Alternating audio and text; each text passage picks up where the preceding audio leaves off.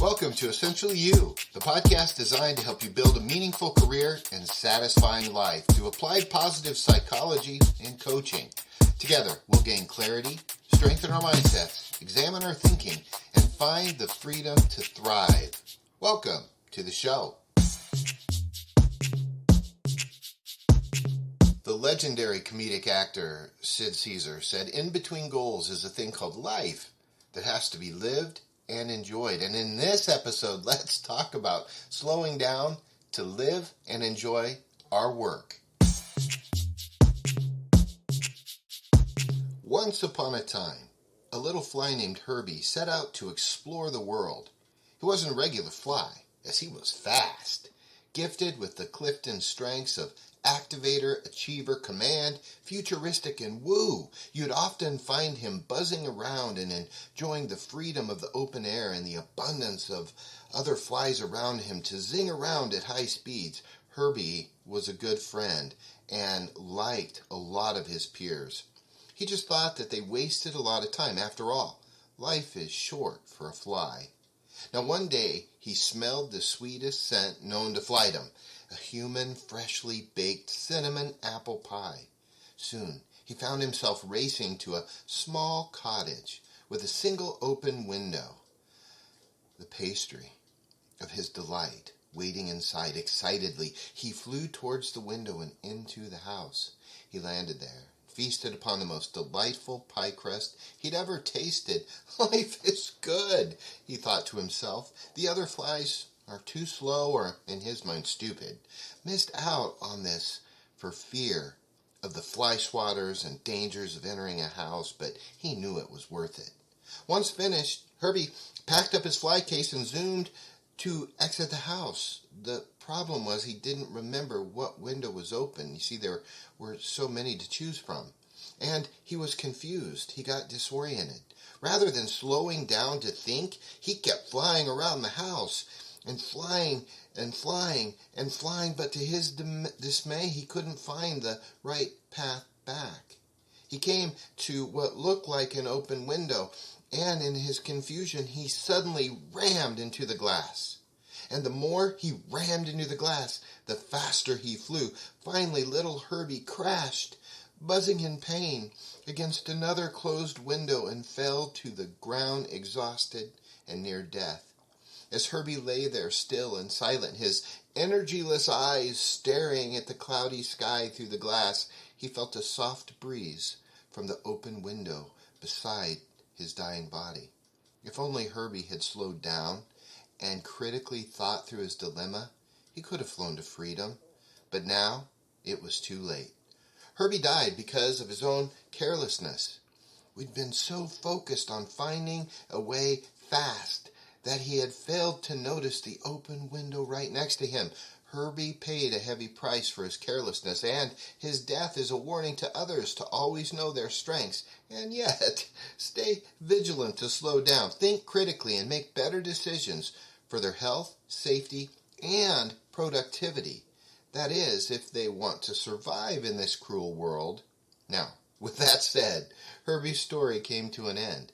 And it may have been short, but the lesson it taught was something we can all remember as we buzz around doing our work. Sometimes slowing down allows us to do less better. And let me tell you this, better is better compared to doing more average.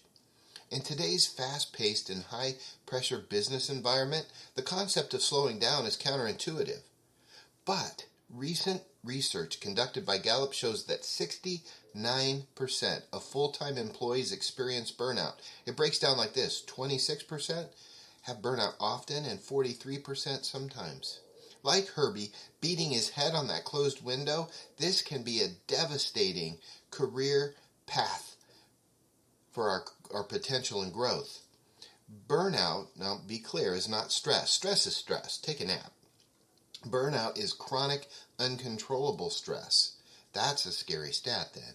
And this is the stress Herbie experienced before crashing to his death. Gallup reports that employees like Herbie are 2.6 times more likely to quit their job. They're 63% more likely to need a sick day. and they're 23% more likely to visit the emergency room. And, by the way, if you want to talk productivity, they're half as likely to set and achieve career goals and objectives. However, recent studies have also shown that taking some time to slow down can actually be incredibly beneficial. One study by Stanford University found that taking breaks and slowing down can increase productivity and creativity.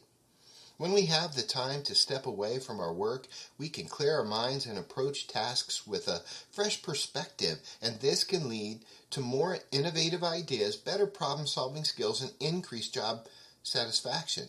You know what it sounds like to me? Better work with more fun.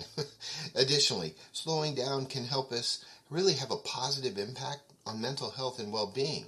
Burnout and stress are common in today's work culture, and taking breaks to slow down can help alleviate these issues. In fact, a study by the WHO, or the World Health Organization, found that stress-related illness and burnout are estimated to cost businesses up to $300 billion each year. That's why Herbie's story is so important to us. We are all responsible for caring for ourselves, and in many cases, slowing down to become excellent is caring for ourselves. I challenge each of us to incorporate slowing down into our business practices in a number of ways.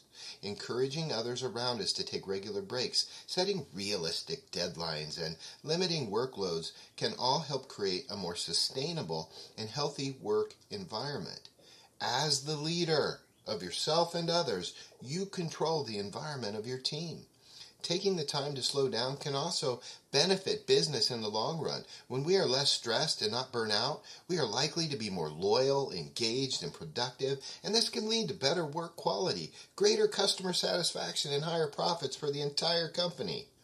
As a recovering activator, I admit it.